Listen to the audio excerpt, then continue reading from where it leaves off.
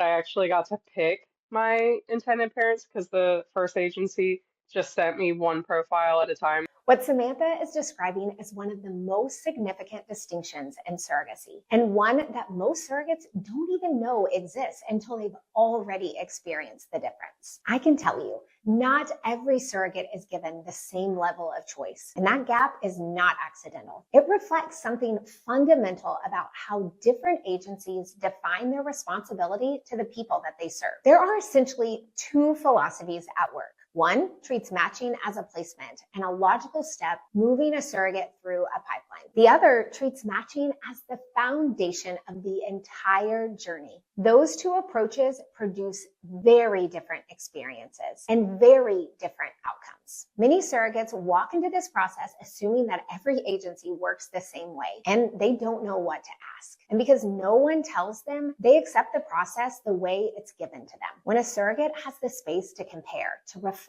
and to make a real decision, she moves forward differently. People commit differently to decisions that they participate in than the decisions that they simply receive. With more ownership, more confidence, and that confidence matters when those hard moments come. It was like, here, do you like them? In some agencies, that's the entire process.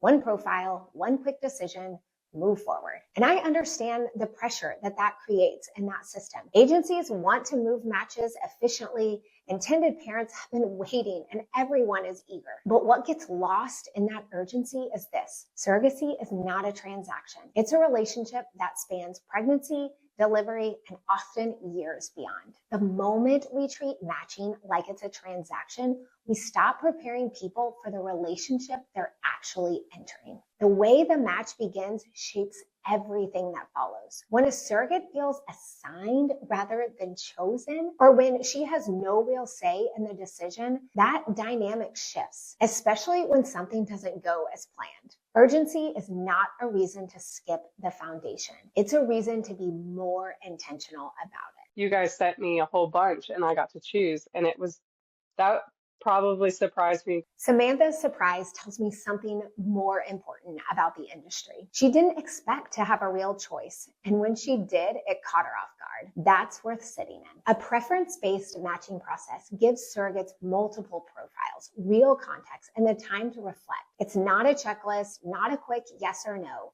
A genuine opportunity to understand who these intended parents are, their values, their communication style, the kind of relationship they're hoping to build. On the intended parent side, the same principle applies. I don't believe in collecting fees up front and putting families on a wait list. Intended parents shouldn't make a substantial financial commitment before they're officially matched. That structure matters because when money's already on the table, it quietly creates that pressure to say yes. Removing that pressure is a design choice. Every agency is designed around something. We choose to design it around protecting the people involved. Two people can both be exceptional candidates and still not be the right match for each other.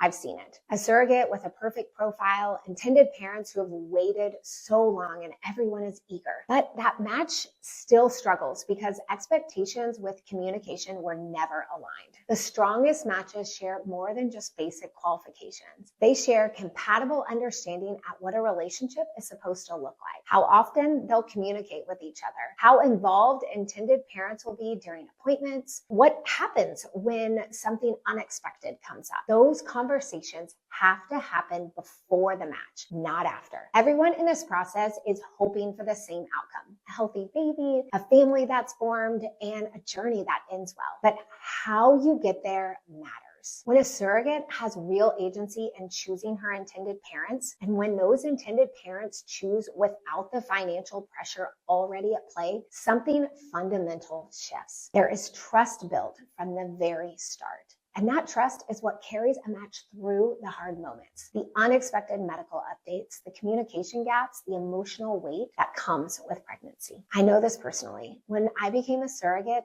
that match mattered. Not because we checked the same boxes on paper, not because we met the same basic criteria. It mattered because trust was built in the very beginning. We were honest about our hopes and our expectations and what this journey would require from all of us. us. That foundation carried us through unexpected moments that every surrogacy journey eventually brings. Over the years, I've become convinced that matching is about more than qualifications. The strongest matches aren't built on profiles alone. They're built on trust, communication, and alignment expectation long before the journey begins. Matching should feel intentional, not transactional, because this is from the very beginning where a relationship is formed, and it will follow everyone involved: the surrogate, the intended parent, and the child, long after the delivery room.